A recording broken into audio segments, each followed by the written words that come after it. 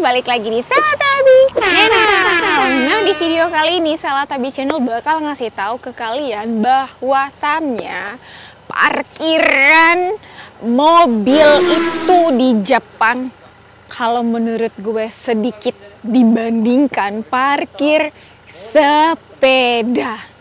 Hah, kok bisa ya? Kalau di Indonesia kan lebih banyak parkir motor, mobil, dan sepeda tuh bisa dihitung jari. Tapi di Jepang, jadi seperti apa? Yuk, tetap ikutin terus video Salatabi Channel kali ini. Salatabi Channel, yokoso!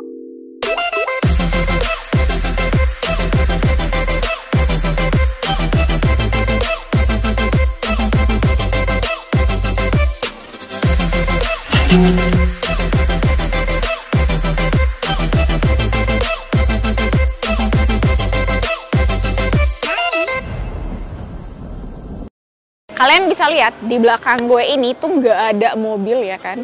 Mobilnya cuman ada berapa tuh parkirannya dikasih, taruhlah 5, ya taruhlah 10 lah ya di sini. Tapi kalian lihat dong parkiran sepedanya di kombini ya, hampir sama jumlah mobil sama parkir sepedanya. Di sini nggak ada motor. Dan ini sepeda saya. Jadi ayo kita cari parkiran sepeda di Jepang.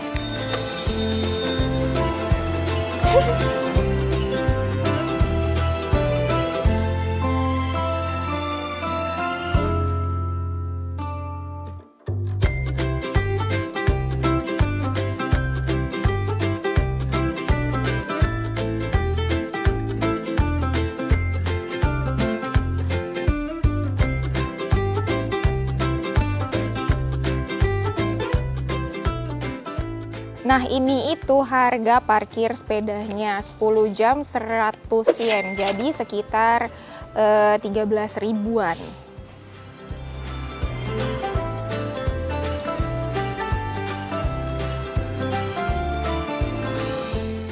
Tara, inilah parkiran sepeda di Jepang. Kalian bisa lihat, banyak banget kan yang parkir di sini. Dan setelah kalian parkir tuh kalian langsung ditaruh kayak gini, terus kayak ada kunci. Jadi kalau lu udah masuk ke situ ke kunci, dan kalau pas kalian mau bayar tuh kalian bisa bayar di belakang sana. Itu mesinnya. Itu mesinnya. Mesinnya itu kalian bisa bayar pakai yang buat bayar kereta. Namanya Suica. Jadi kalian bisa pipip, dia langsung bunyi. Kalian masukin, kalian misalnya ada nomor misalnya 36 di bawah situ tuh. 36 kalian masukin 36, terus nanti keluar. Kalian harus bayar 100 yen. Ini tuh benar-benar memudahkan orang-orang yang mau pergi kerja. Jadi mereka dari rumah ke stasiun pakai sepeda, lalu dari sini mereka parkir, mereka naik kereta, mereka ke kantor. Banyak banget tahu tuh.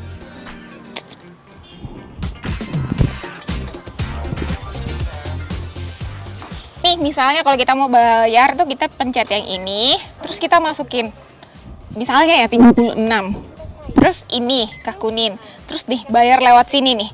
Kalau pakai kartu atau handphone atau pakai Suica atau Pasmo, pokoknya kartu kereta, kartu transportasi, kalian tinggal bunyi pipip. Kalau uang koin tinggal dimasukin ke sini. Oh sorry, bukan ke sini, sorry. Ke handphone atau ID cardnya di pipip. Kalau masukin duitnya lewat sini. Nah, berbeda dengan parkiran yang pertama, di sini tuh harganya sedikit berbeda. Berbedanya tuh 10 yen. Kalau yang tadi 100 yen, kalau di sini 110 yen. Mungkin karena kalian bisa lihat di sana itu langsung ada stasiun. Bisa lihat kan? Jadi benar-benar depanan. Jadi ya 10 yen lebih mahal karena deket banget, depan-depanan banget sama stasiun. Ya, kalau dipikir-pikir 10 yen ketimbang 10 langkah jalan tuh bener-bener ya lumayan sih. Jadi ya pasti ada juga yang parkir di sini walaupun lebih murah daripada tempat parkiran yang pertama. Nah, jangan dikira orang Jepang tuh nggak curang loh. Ternyata orang Jepang bisa curang juga. Kira-kira curangnya kayak mana ya? Cedeng, kalian bisa lihat di sana. Mereka parkirnya tidak di tempat yang disediakan. Mereka parkirnya di luar kayak gini. Tapi orang Jepang nih curangnya bukan dalam arti mereka tidak mau membayar untuk biaya parkiran. No. Orang Jepang tidak seperti itu. Mereka tuh biasanya karena tidak punya waktu, buru-buru. Apalagi kalau kalian lihat, ini sepedanya tuh ribet banget kan. Bener-bener kayak yang nyangkut satu sama lain tuh nyangkut. Jadi waktu dimasukin tuh susah. Jadi mereka buru-buru banget pasti. Bener-bener yang langsung, duh bodo amat deh, gua taruh aja di situ. Tapi bukan berarti mereka tidak mau membayar. Dan ini tuh karena mereka biasanya kayak gini karena hari Sabtu sama hari Minggu. Biasanya kalau hari biasa pasti mereka nggak naruh kayak gini karena ada orang yang ngambil sepedanya ya buat ngecek-ngecekin. Nah, yang kosongnya tuh seperti ini. Jadi kalian masukin sepeda kalian dari bawah sampai mentok rodanya ke sini dan nanti ada kunci di sini. Cekluk. Dan di saat kalian mau bayar jangan lupa inilah nomor yang akan kalian bayar. Seperti ini parkirannya, ini enak, nggak nyempit, nggak berdempetan. Tapi kalau udah berdempetan tuh nikah tuh, sepedanya nikah, auto deh, auto susah buat masukin, buru-buru nggak ada waktu. By the way, setelah kalian beli sepeda ini, kalian itu harus ngedaftarin sepeda itu supaya kalau kelak nanti sepeda kalian hilang, kalian bisa mencari di kantor polisi dengan menyebutkan nomor yang didaftarkan. Jadi sepedanya tuh setelah kalian beli nggak bisa langsung asal kalian pakai, enggak. Kalian harus daftarkan dulu nomor sepedanya. Nah, tujuan dari mendaftarkan sepeda setelah kalian beli itu untuk apa sih? Jadi setelah kalian beli sepeda di toko khusus sepeda, nanti itu sekitar ada biaya tambahan 500 yen. Nah, nanti orang yang punya toko sepeda ini akan mendaftarkan nomor sepeda kalian ke kantor polisi untuk diregistrasi, untuk didaftarkan. Jadi, setelah nomor sepeda yang kalian beli udah didaftarkan, itu tuh nanti kayak dapat barcode. Jadi nanti tuh kita dapat barcode-nya, terus nanti barcode-nya tuh harus dipasang di sepeda kita dan di kepolisiannya juga ada, kita memakai sama barcode yang sama. Jadi nanti kalau sepeda kita hilang suatu saat tinggal dicari, tapi belum bisa dilacak sih sampai saat ini. Tuh keren banget kalau misalnya hilang terus bisa dilacak tuh, tapi sayangnya belum ada. Cuman kodenya tuh ada, maksudnya kode barcode-nya tuh ada. Jadi kalau sepeda kita hilang terus dicari, nanti kalau ada sepeda yang sama maksudnya ada sepeda yang sama, diberhentiin sama polisinya, dicek tuh barcode di sepeda itu, ini beneran sepedanya dia atau bukan. Nah, itu di Jepang gue pernah ngeliat ada langsung kayak gitu. Jadi orang sepedanya diberhentiin, terus sepedanya di barcode, dicek, oh ini bener sepedanya boleh lewat. Tapi kalau bukan, udah deh, nggak tahu urusannya kayak gimana. Orang Jepang ini menganggap sepeda tuh sebagai salah satu, bukan sebagai salah satu lagi, bener-bener iya sih, salah satu sih, karena yang paling alternatif menurut mereka yang pertama adalah kereta, yang kedua adalah sepeda. Karena apa? Karena sepeda itu untuk mencari parkiran sepeda tuh mudah banget daripada cari parkiran mobil sama motor. Di Jepang tuh susah banget, tapi parkiran sepeda tuh di mana-mana, berapa ratus meter tuh langsung ada. Terus kedua, mudah juga karena nggak harus ngambil SIM kan. Kalau misalnya kalian bawa motor atau bawa mobil kan harus ada SIM, tapi kalau sepeda tuh enggak, kalian cuma ngedaftarin yang kayak tadi gue bilang, ngedaftarin sepedanya untuk dapat nomor supaya kalau hilang bisa ketahuan siapa yang ngambil sih, maksudnya supaya kalau polisi nyarinya gampang gitu loh. Terus bisa menghemat waktu. Jadi kalau daripada kalian jalan kaki, orang Jepang sih memang mereka suka jalan kaki, tapi kalau ada sepeda tuh lebih cepet. Kayak misalnya kalau jalan kaki memakan waktu 10 menit, naik sepeda cuma jadi 6 menit atau 7 menit kan jadinya lumayan. Jadi mereka menganggap sepeda juga sebagai salah satu alternatif kendaraan yang sering dipakai orang Jepang. Kalau kalian beli sepeda bekas juga sama sih. Jadi misalnya kalau kalian beli sepeda bekas kayak ada tuker balik nama, beli sepeda tuker balik nama. Aduh, gimana coba tuh. Tapi tuh emang ada di sini. Jadi kalau ada sepeda second atau sepeda bekas kalian beli, kalian harus balik nama dari pemilik pertama ke pemilik kalian. Jadi agak ribet sih, kalau menurut gue mendingan langsung beli sepeda baru aja daripada ribet bolak-balik bolak-balik ganti nama, mendingan langsung beli sepeda baru. Tapi naik sepeda di Jepang juga tuh peraturannya tuh ketat banget. Kalau di Indonesia kita naik sepeda boleh goncengan 2 orang ya, depan belakang, mau ada tempat duduknya atau nggak ada tempat duduknya, yang penting stang kan ada tuh, stang terus kayak ada batang stang, yang penting ada duduk di situ pun bisa lah ya. Namanya orang Indonesia tuh jangankan sepeda, motor aja bertiga berempat masih diokein, apalagi sepeda ya kan. Kalau di Indonesia pasti boleh goncengan, tapi kalau di Jepang gak boleh, walaupun belakangnya tuh kayak ada tempat goncengan, itu gak boleh goncengan di Jepang. Jadi naik sepeda di Jepang gak boleh goncengan. Tapi kalau misalnya sepedanya khusus kayak seperti sepeda, dibilangnya sih mamachari. Cari itu singkatan dari charinko. Charinko tuh sepeda artinya kan. Jadi tuh kalau mamachari itu boleh goncengan dengan anak, tapi bedanya tuh bentuknya tuh berbeda dari sepeda yang biasanya. Kalau sepeda yang biasa kan depan belakang ya kan, tapi kalau mamachari tuh kayak ada bangku khususnya gitu. Nanti kalau Selatabi beli mamachari, bakal Selatabi kasih tahu juga gimana cara daftarin sepedanya, terus mamachari itu bentuknya seperti apa. Nah jadi di Jepang juga ya kayak gitu, walaupun kalian udah punya sepeda, kalian gak boleh goncengan, kecuali ya itu mamachari, sepeda ibu dan anak. Dan bener-bener orang-orang yang naik sepeda di Jepang tuh mereka memperhatikan lampu. Jadi lampu tuh selalu dipakai di sepedanya orang Jepang, karena kalau malam pasti butuh lampu. Kalau nggak ada lampu, tahu nggak? Gue pernah satu kali, jadi gue nggak sadar kalau lampu sepeda gue nih mati. Ceritanya waktu itu gue baru pulang dari pokoknya gue lupa. Pulangnya malam ya kan, nggak malam-malam banget sih, kayak masih jam 6 ke 7, bukan tengah malam ya, kayak masih agak ya redup terang gelap gitu kan. Terus tiba-tiba gue panik dong, tiba-tiba diberhentiin polisi. Lah gue panik, kenapa nih, gue buat salah apa dong? Ternyata polisinya nanya, lampunya mati, kamu sadar nggak? Dan benar-benar karena gue nggak sadar, gue bilang, oh ya maaf, aku nggak sadar kalau lampu aku mati. Terus dia bilang, ya udah besok lebih hati-hati ya, besok tolong diganti ya lampunya ya. Itu benar-benar lampu sepeda di Jepang itu bener harus dipakai, karena kalau nggak kalian bisa diberhentikan polisi. Kalau ada lihat polisi yang lihat kalian, langsung pasti kalian diberhentiin, kalian langsung ditegur atau ditanya, kamu sadar nggak kalau lampu sepeda kamu nih mati? Itu gue pernah sekali, dan itu gue paniknya bukan main. Dari situ setiap lampu gue udah mulai redup, gue langsung beli. Juga gue kayak pakai garis kuning, line kuning gitu, jadi kalau kesorot tuh kayak light light yang buat malam tuh loh, jadi kalau ke center tuh bisa ketahuan itu. Terus kalau misalnya kita kan naik sepeda ya, walaupun kita naik sepeda, kita juga harus mentaati peraturan. Kita nggak boleh nyuri, atau bukan nyuri sih, nyerobot pejalan kaki tuh nggak boleh banget di Jepang. Jadi tuh di Jepang biasanya tuh ada jalur untuk sepeda sama untuk pejalan kaki, itu wajib dan pasti ada di mana-mana. Si Tos itu dia pernah kehilangan sepeda satu kali ya. Di Jepang bukannya tidak aman, tetapi alangkah baiknya jika kita berjaga-jaga. Jadi si Tos itu dia pernah kehilangan sepeda karena waktu itu kecerobohannya dia nggak ngunci. Dia waktu itu tinggalnya di daerah Tokyo juga, tapi ya Tokyo pinggiran gitu kan.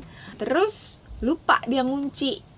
Besokannya hilang sepedanya. Itu dia bener-bener nyesel banget, karena katanya sepedanya tuh cepet. Karena dulu dia tuh dia tuh suka naik sepeda daripada naik kereta, karena lebih cepat. Dan kalau katanya dia sih, kalau naik sepeda ke kantor tuh lebih rasanya bisa fresh. Tapi kalau naik kereta ke kantor rasanya tuh desek-desekan, tuh itu yang buat dia males.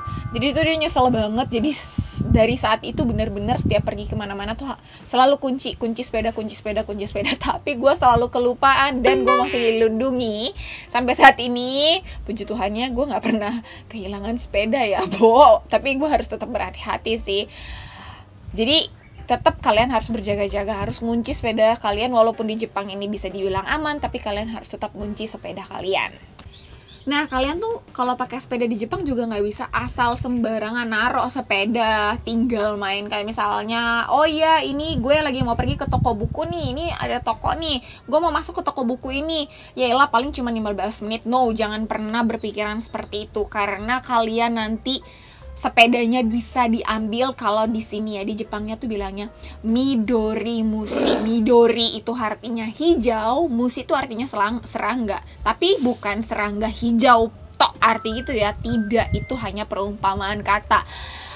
Midori mushi itu artinya orang yang suka ngecek-ngecek sepeda, sama orang yang mereka tuh suka ngambil sepeda. Jadi kalau sepeda kalian ditaruh lebih dari 5 atau 10 menit, gue lupa deh, 5 atau 10 menit, mereka tuh bakal kayak nempelin kertas, terus barcode kalian bakal di-scan, sepeda kalian bakal difoto, lalu sepeda kalian bakal diangkat. Gue pernah juga satu kali ceritanya gue mau, oh iya gue lagi nongkrong, kan bodohnya saya waktu itu gue nongkrong, gue pikir oh tempat ini tenang aja nih karena gue sering lewat situ, kayaknya nggak ada Midori Mushi nih, kayaknya gue berpikir seperti itu, kayaknya nggak ada Midori Mushi nih, gue taruh dong, gue lagi tapi untungnya gue waktu itu duduknya deket jendela, terus gue taruh sepeda gue ke dalam, gue mesen kopi, terus gue duduk deket jendela sambil belajar, tiba-tiba loh kok ada orang masang stiker gitu kan, gitu loh, panik gue, sepeda gue mau diapain nih, gue langsung turun, gue bilang enggak, saya ada kok, gue bilang aja gue di atas lagi berurusan apa gitu kan, ini saya udah mau pulang, gue langsung tinggalin, tau gak, gue langsung tinggalin kopi gue tinggalin roti gue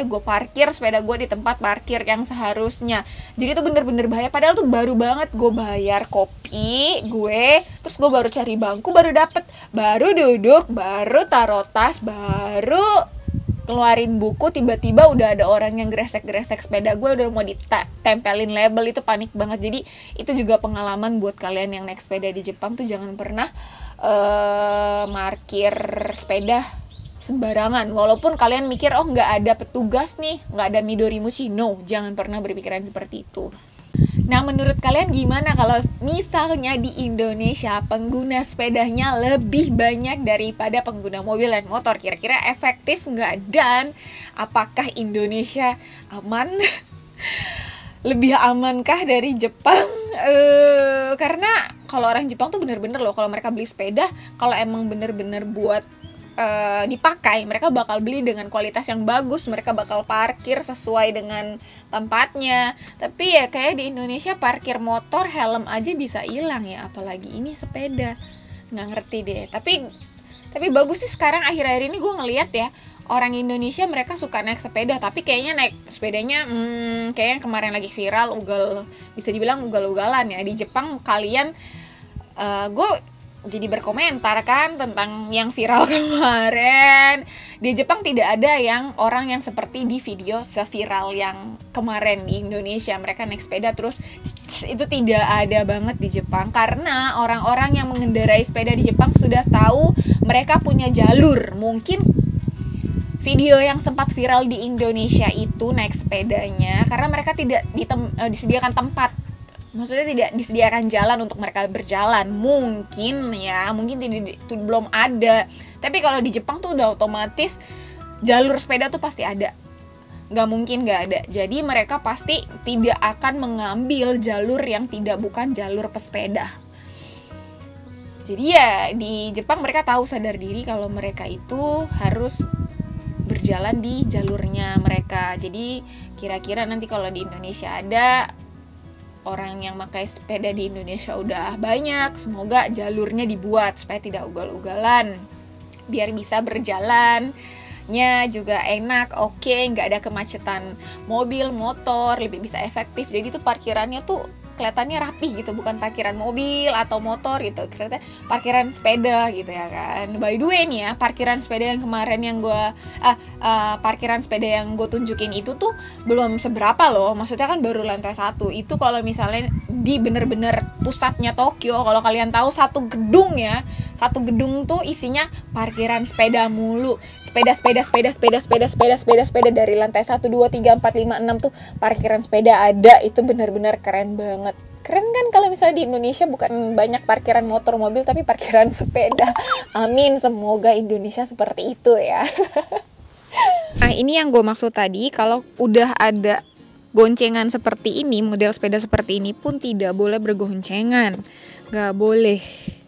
Sama sekali tidak boleh bergoncengan. Ya kan kalau sepeda sendiri kayak gini kita suka duduk, kalau orang Indo kan duduk di sini juga oke ya. Ini juga tidak boleh duduk di sini, tidak boleh duduk di sini, tidak boleh semuanya. Harus sepedanya sendiri-sendiri.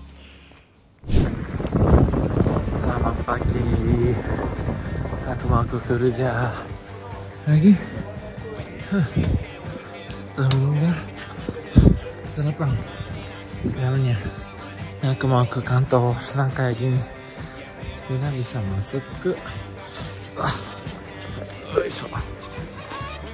kecap dan baru bisa mas kunci itu Dadah.